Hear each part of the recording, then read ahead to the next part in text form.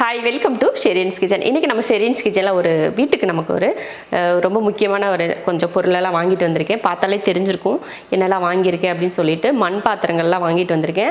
அப்புறம் உரல், அம்மி இதெல்லாம் வாங்கியிருக்கேன். நம்ம வீட்டுக்கு இங்கே வந்ததுக்கப்புறமா இது வந்து பழசுங்கள்லாம் இருந்ததெல்லாம் கொஞ்சம் உடஞ்சிருச்சு. அதுக்கப்புறமா வாங்கலை.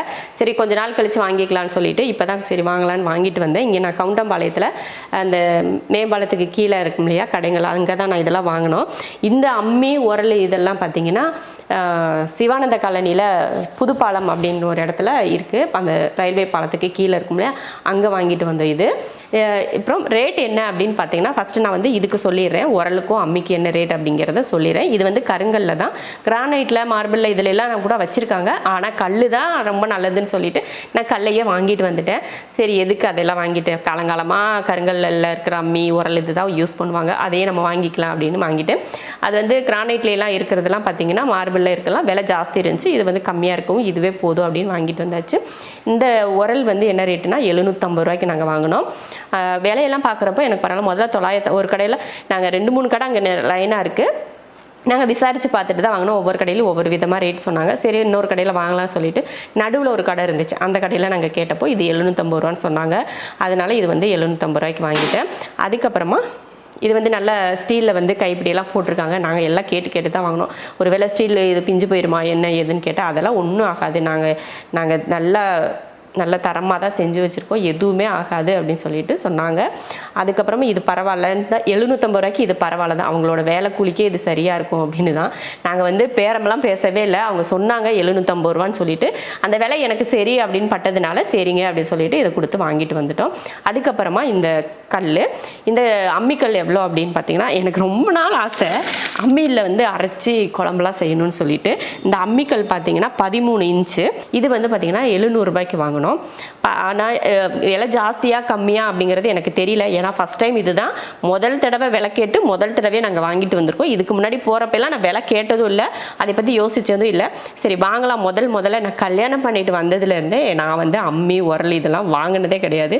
இதுதான் முதல் முறையாக நான் வாங்கியிருக்கேன். ஃபஸ்ட்டு நாள் கேட்ட இடத்துல வாங்கிட்டு வந்தாச்சு. அதனால் விலை ஜாஸ்தியாக கம்மியாக அப்படிங்கிறது எனக்கு ஒன்றும் தெரியல. நீங்கள் எந்த விலைக்கு வாங்கியிருக்கீங்க அப்படிங்கிறது கமெண்ட்டில் சொல்லுங்கள். அதே போல் இது விலை ஜாஸ்தியாவா இல்லை கம்மியாவா பரவாயில்லையா அப்படின்றதையும் சொல்லுங்கள். உங்களுக்கு இது கம்மியான விலையில் இருக்குது பரவாயில்ல அப்படின்னு சொன்னால் நீங்கள் சிவானந்த காலனி கிட்ட புதுப்பாலம் இருக்குது பார்த்தீங்களா, அந்த புதுப்பாலத்துக்கிட்ட இருக்க கடைகளில் போய் நீங்கள் விசாரித்து வாங்கிக்கோங்க. அதுக்கப்புறமா பார்த்தீங்கன்னா இந்த இடிக்கல் ஒன்று வாங்கினேன். நம்ம வீட்டில் இடிக்கல் வந்து இருக்குது. அது வந்து அகலம் கம்மியாக குட்டியாக இருக்குது. அது நான் வாங்கி கிட்டத்தட்ட ஒரு 10 வருஷம் கிட்ட இருக்கும். 50 ரூபாய்க்கு அது வாங்கினேன். இப்போ இது வந்து எனக்கு கொஞ்சம் அகலமாக வேணும் அப்படின்றதுக்காக நான் வந்து கொஞ்சம் அகலமான கல் வேணும்னு சொல்லிட்டு வாங்கினேன். எதுவும் தண்ணி ஊற்றி வச்சுட்டீங்க, அதுங்களும் இதில் தண்ணி ஊற்றி வச்சுட்டாங்க, பழக்கிப்படுத்துகிறாங்களா. அதுக்கப்புறமா இதில் வந்து இது என்ன ரேட் அப்படி வாங்கினா, இது வந்து 150 ரூபாய்க்கு நாங்கள் வாங்கினோம். அவங்க 180 ரூபா சொன்னாங்க. நான் கம்மி பண்ணியே தரேம்மா அப்படின்னு சொல்லிட்டு 150 ரூபாய்க்கு கொடுத்தாங்க. நாங்கள் எல்லா பொருளுமே இந்த உரல் வாங்குற இடத்த பொறுத்த வரைக்கும் பேரம் பேசி நாங்கள் வாங்கவே இல்லை. அவங்க வந்து சொன்ன ரேட்டு எங்களுக்கு சரி அப்படின்றதுனால சரின்னு வாங்கிட்டு வந்தாச்சு. இது வந்து 150 ரூபா. அடுத்தது பார்த்தீங்கன்னா மண் பாத்திரங்கள்லாம் பார்க்கலாம். இது வந்து நான் வந்து கவுண்டம்பாளையம் முதல்ல சொல்லிட்டேன், கவுண்டம்பாளையத்தில் வாங்கினேன். அந்த மேம்பாலம் இருக்குது பார்த்தீங்களா, அதுக்கு கீழே கடைகள்லாம் இருக்கும், அங்கே தான் இது வாங்கினேன். அங்கிட்டிருந்து வந்தீங்கன்னா நீங்கள் மேம்பாலம் ஏறுறதுக்கு முன்னாடியே லெஃப்ட் சைடில் இருக்கும். இங்கிட்டிருந்து போனீங்கன்னா இறங்கினவுடனே ரைட் சைடில் இருக்கும். அந்த கடைகள்லாம் பார்த்து வாங்கணும். ஒவ்வொரு கடையிலையும் ஒவ்வொரு விதமான விலைகள்லாம் சொல்கிறாங்க. நமக்கு எந்த இடத்துல கம்மியாக சொல்கிறாங்களோன்னு பார்த்துட்டு நாங்கள் வந்து வாங்கினோம். இது பார்த்தீங்கன்னா ஜக்கு, தண்ணி ஜக்கு இது. ஆனால் பார்த்தீங்கன்னா கல் இந்த மாதிரி உரல் அம்மியை விட இதுதான் ரேட் ஜாஸ்தியாக இருக்குதுன்னு பார்த்துக்கோங்களேன். மண் பாத்திரங்கள் வந்து ரேட் ஜாஸ்தியாக இருக்குது இப்போல்லாம். இந்த ஜக்கு பார்த்தீங்கன்னா 200 ரூபா. அதுக்கப்புறம் இந்த இது இருக்குது பார்த்தீங்களா, இது வந்து 120 ரூபா. அதுக்கடுத்து இந்த கடாய் இருக்குது பார்த்தீங்களா, இது வந்து 250 ரூபா. இது ஒன்று இதுவும் 200. ஐயம்மா இது என்ன வெயிட்டாக இருக்குது, இது வெயிட் கம்மியாக இருக்குது. இது ஒரு கடை, இது ஒரு கடையில் வாங்கினோம். இதுவும் 250 ரூபா தான், இதுவும் 250 ரூபா. இதை விட இது கொஞ்சம் நல்ல வெயிட்டாகவும் இருக்குது. அதே சமயம் ரொம்ப நல்ல ஃபினிஷிங் நல்லா கொடுத்துருக்குறாங்க. இதில் வந்து இதுவும் வெயிட் நல்லா தான் இருக்குது. இது அந்தளவுக்கு ஃபினிஷிங் சரியில்லைன்னு தான் சொல்கிறேன். இதுவும் 250, இதுவும் 250. அப்புறம் இந்த பாத்திரம் இருக்குது பார்த்தீங்களா, இது வந்து 180 ரூபாய் இது. அடுத்து இந்த கடாய் பார்த்தீங்கன்னா 250 ரூபா. எல்லாம் பொறுத்து இந்த மாதிரி ஒரு நார்மல் சைஸில் இருக்க கடாய், இந்த மாதிரி சட்டி இது எல்லாமே பார்த்தீங்கன்னா 250 ரூபா தான். அதுக்கப்புறமா மண் பாத்திரம் வைக்கிறதுனாலே கொஞ்சம் கவனமாக வைக்கணும் இல்லையா. அதுக்கப்புறம் இந்த மாதிரி சின்ன சின்ன பவுல் மாதிரி இருக்கிறதெல்லாம் ஒன்று வாங்கினேன். இது ஒன்று 20 ரூபா. இது வந்து ஒரு பானை, மண்பானை. இதுவும் எதுக்குன்னா தண்ணி ஊற்றி வச்சு நாங்கள் மாடியில் வந்து மாடியில் வந்து தண்ணி இதுவும் ஊற்றி வைக்கல. சரி மாடியில் வச்சிட்டோம்னா அங்கே போனோம்னா எடுத்து குடிக்கிற வாட்டர் கேனில் தான் எடுத்துகிட்டு போயிட்டுருக்கோம். அங்கே வச்சுட்டு இதை அங்கேயே செட் பண்ணி வச்சு விட்றலாம் அப்படின்றதுக்காக இந்த மண்பானை ஒன்று வாங்கினேன். இதோட விலை 350 ரூபா. அவ்வளோதான். இதெல்லாம் நான் வாங்கினேன். ஒரு கடைக்கு போயிட்டு வர்றதுக்குள்ளே அப்படியே வேர்த்து ரொம்ப டயர்டாகி தான் வீட்டுக்கு வர்ற மாதிரி இருக்குது. அவ்வளோ டயர்டாகிடுது. காலையில் சாப்பிட்டுட்டு அப்படியே கிளம்புனோம். ஒரு காலையில் சாப்பிட்டு ஒரு 11 மணிக்கிட்ட இருக்கும்னு நினைக்கிறேன். 11-12 இருக்கும் வீட்டிலேருந்து கிளம்பி வர்றதுக்கு 3:30 ஆயிடுச்சு. அவ்வளோ நேரம் இந்த இதையும் வாங்குறதுக்கு. இடையில அஸ்மா வேற நான் காலேஜிலேருந்து பாதியில் வேறு ஃப்ரெண்ட்ஸ்லாம் வீட்டுக்கு போகிறாங்க அப்படின்னு சொன்னாங்க. அஸ்மா உங்கள் மேம் யாருன்னா வீடியோ பார்த்தீங்கன்னா அஸ்மாவை நாளைக்கு திட்டுங்க, ஏன்னா அது வீட்டுக்கு வந்துருச்சு. உங்கள் மேம் பேர் என்னன்னு சொல்லி அவங்கள்ட்ட சொல்லி விட்றேன். அஸ்மாவோட மேம் பார்த்தீங்கன்னா அஸ்மா வீட்டுக்கு இனிமேல் அனுப்பாதீங்க, அப்பப்போ லீவ் போட்டு அது வீட்டுக்கு வந்துடுது.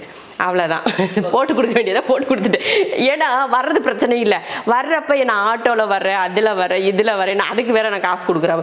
காலேஜ் பஸ்ஸுக்கு ஒரு தடவை காசு கட்டினா இது இடையில வர்றதுக்கு வேற காசு கட்டுறாப்புல இருக்கு. அதனால அஸ்மா சாரி மிஸ் இல்லை, அஸ்மாவோட மேம் யாருன்னா பார்த்தீங்கன்னா சொல்லி வைங்க, கொஞ்சம் செலவு பண்ணாதடின்னு சொல்லி வச்சிருங்க. அவ்வளோதான். இதுதான் வாங்கிட்டு வீடு வந்து சேர்ந்துட்டோம். இப்போ வந்ததுமே என்னென்னா கொஞ்ச நேரம் தான் டீ வைக்கிறதுக்கு ஆரம்பிச்சிட்டாங்க. சரி டீன்னு சொன்னாங்க. சரி நான் கீரை வந்து மாடியில் முருங்கைக்கீரை இருக்குது. சரி டீ வச்சோம்னா அதுக்கு ஒரு ஸ்நாக் எதுனா வேணும் இல்லையா. சரி மாடியில் முருங்கைக்கீரை வந்து நம்ம இதில் பறிக்கணும், அதனால் அதை பறித்து ஏதாவது ஒரு ஸ்நாக் ஒன்று செஞ்சுட்டு டீ குடிக்கலாம் அப்படின்றதுக்காக வாங்க இப்போ நம்ம போய் முதல்ல அந்த வேலையை பார்ப்போம். ஒரே தான் எல்லாம் செஞ்சு டீயை குடிச்சிட்டு நம்ம ரெஸ்ட் எடுக்க போயிடுவோம். நான் வந்து அந்த மைண்டில் தான் இப்போ நின்றுட்டுருக்கேன். வந்த உடனே இதெல்லாம் காட்டிட்டேன் உங்ககிட்ட. காட்டின உடனே என்னென்னா இவங்க டீ வச்சுட்டு கொஞ்சம் நேரம் ரெஸ்ட்டுன்னு சொல்லி உட்காந்தோம்னா எந்திரிக்கவே மனசு வராது. அதனால எல்லா வேலைகளையும் முடிச்சுட்டு போய் உட்காந்துட்டோம்னா நிம்மதியாக ஜாலியாக உட்காந்துக்கலாம். அதனால இப்போ போய் இவங்களுக்கு ஒரு ஸ்நாக் எதுனா செஞ்சு கொடுத்துட்டு ஒரு டீயை வச்சு இவங்களுக்கு எல்லாம் ஊற்றி விட்டுட்டு ஆமாம் இவங்க வாயெல்லாம் அடைச்சி வச்சுட்டு நம்ம போய் ரெஸ்ட் எடுக்க போகலாம். வாங்க இப்போ நம்ம போய் கீரை பறிக்க போகலாம். மழை வர்ற மாதிரி இருக்குது இந்த பக்கம்லாம். மழை வர்றதுக்கு முன்னாடி நம்ம கீரையை பறிச்சுட்டு போயிட்டோம்னா ஒரு ஸ்நாக் ஒன்று செய்யலாம் அப்படின்றதுக்காக முருங்கைக்கீரை பறிக்க வந்திருக்கேன். இப்படியே வளர்ந்துட்டே இருக்குது. இதை உடச்சி விட்டோம்னா நல்லா பக்கத்துல எல்லாம் கிளையெல்லாம் வரும் இல்லையா, அதுக்காக கொஞ்சம் உடச்சிடலாம் அப்படின்னா அந்த உடச்ச கீரை எதுக்கு வேஸ்ட் ஆக்கணும், அப்படி ஏதாவது ஸ்நாக் எதுனா செய்யலாம் அப்படின்றதுக்காக தான் வந்திருக்கேன். ஏன்னா இதுக்கு மேலே அப்போ தான் கிளைகள் வரும். ரொம்ப ஹைட்டுக்கு நமக்கு வந்து மாடி தோட்டம் அப்படிங்கிறனால ரொம்ப ஹைட்டுக்கெல்லாம் வளர வேண்டாம். நான் வந்து முருங்கைக்காயெல்லாம் பறிக்கணும் அப்படின்னு ஒரு ஆசையெல்லாம் இல்லை. எனக்கு இந்த மாதிரி கீரை கிடைச்சாலே போதும். கீரைக்காக மட்டும்தான் நான் வந்து முருங்கையே வாங்கி வளர்க்குறேன். கீரை இருந்தால் நல்லது தானே நமக்கு. அப்பப்போ முருங்கைக்கீரை வந்து எங்கேயும் அவ்வளோவா கிடைக்கிறது இல்லை. சரி நம்மளாம் வளர்த்துக்கலாம் அப்படின்னு அவ்வளோதான். இது வந்து வளரட்டும். கருவேப்பிலையும் பார்த்தீங்கன்னா காலையில் வந்து வெட்டி விட்டாச்சு. அது வந்து அது பாட்டுக்கு மேலே போய்கிட்டே இருந்துச்சு. சரி அதை வெட்டி விட்டுடலாம் சொல்லிட்டு இதை வந்து வெட்டி விட்டுட்டேன் காலையில். இவ்வளோ ஒரு கீரை போதாதா ஒரு குடும்பத்துக்கு? தாராளமாக போதும். போதும். இது ஜாஸ்தியா? ஒன்று பழுத்திருக்கு. அது அப்புறம் அரைஞ்சி எடுக்கும்போது மாற்றிக்கலாம். நம்ம வந்து மாடி தோட்டத்தில் வந்து முருங்கைக்கீரை பறிச்சலையா அதை கழுவி எடுத்திருக்கேன். இதில் தான் இப்போ நம்ம வந்து பக்கோடா பண்ண போகிறோம். இதை கொஞ்சம் சின்ன சின்ன பீஸாக வந்து நம்ம கட் பண்ணி எடுத்துக்கலாம். எடுத்துகிட்டு நம்ம பக்கோடாவுக்கு சேர்த்துக்கலாம். 3 பெரிய வெங்காயத்தை இது போல் நல்லா நீல வாக்கில் நல்லா பொடியாக வெட்டி இந்த மாதிரி நல்லா பிசைஞ்சு எடுத்துக்கோங்க. அப்போ தான் உதிரியாக வரும். அப்படியே ஒரு மாதிரி ஒட்டிகிட்ருக்கும் இல்லையா, அந்த மாதிரிலாம் இல்லாமல் இந்த மாதிரி பிசைஞ்சு எடுத்துகிட்டு இதில் நான் வந்து முருங்கைக்கீரை சேர்த்துக்கிறேன். அதிகமாக வேணாம், சும்மா நம்ம ஒரு கைப்பிடி அளவுக்கு முருங்கைக்கீரை எடுத்துக்கலாம். அதையும் முழுசாக போடாமல் சின்னதாக நம்ம கத்தி வச்சு சின்னதாக வெட்டி சேர்த்துக்கிட்டிங்கன்னா நல்லாயிருக்கும். இது கூட கடலை மாவு சேர்த்துக்கலாம். அடுத்ததாக ஒரு 3 ஸ்பூன் அளவுக்கு பச்சரிசி மாவு, தேவையான அளவுக்கு உப்பு சேர்த்துடலாம். உப்பு சேர்த்துட்டு 1 ஸ்பூன் அளவுக்கு மிளகாத்தூள், 1/4 ஸ்பூன் கரம் மசாலா தூள், அடுத்து கொஞ்சமாக பெருங்காயத்தூள் சேர்த்துடலாம். சேர்த்துட்டு கலந்துடலாம். நல்லா கலந்து விட்டுட்டு தண்ணி சேர்த்துக்கலாம். கொஞ்சமாக சோடா உப்பு சேர்த்துக்கலாம். அவ்வளோதான். இப்போ தண்ணி ஊற்றி கலந்துருவோம். அதிகமாக தண்ணி ஊற்றிடக்கூடாது, கொஞ்சமாக ஊற்றி பிசைஞ்சுக்கணும். நல்லா பிசைஞ்சாச்சு. இப்போ வந்து பக்கோடா பொரிச்சு எடுத்துடலாம். எண்ணெயும் ஒரு பக்கம் நான் காய வச்சுருந்தேன், எண்ணெயும் காஞ்சிருச்சு. இப்போ கொஞ்சமாக நம்ம கையில் எடுத்து இந்த மாதிரி உதுத்து விடுவோம். சின்னதாக உதுத்து விடுங்க, அப்போ தான் மொறுமொறுப்பாக இருக்கும். ரொம்ப தடிமனாவெல்லாம் போட வேண்டாம். அவ்வளோதான். பாருங்கள், நல்லா உடனே கலந்து விடக்கூடாது, கொஞ்சம் பொறுத்து டைம் விட்டு இந்த மாதிரி கலந்து விடணும். நல்லா மொறுமொறுப்பாக வேகட்டும், அப்புறம் எடுத்துக்கலாம்.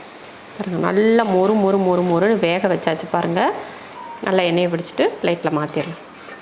முருங்கைக்கீரை வச்சு சூப்பரான ஒரு பக்கோடா செஞ்சுட்டோம். நம்ம வீட்டு மாடி தோட்டத்தில் பறித்த முருங்கைக்கீரையில் அருமையான ஒரு டேஸ்ட்டில் ஒரு சூப்பரான மொறுன்னு மலைக்கு இதமாக இந்த மாதிரி ஒரு பக்கோடா செஞ்சுருக்கோம். இதே போல் நீங்களும் உங்கள் வீட்டில் ஏதாவது கீரை வளர்த்திங்கன்னா அந்த மாதிரி பக்கோடா செய்யுங்க. முருங்கைக்கீரை தான் போடணும்னு இல்லை, உங்கள் வீட்டில் என்ன கீரை இருக்கோ அது போடலாம், இல்லை கடையில் வாங்குகிற கீரைகளில் கூட நீங்கள் போடலாம். ரொம்ப நல்லாயிருக்கு. கண்டிப்பாக இதே போல் செஞ்சு பாருங்கள்.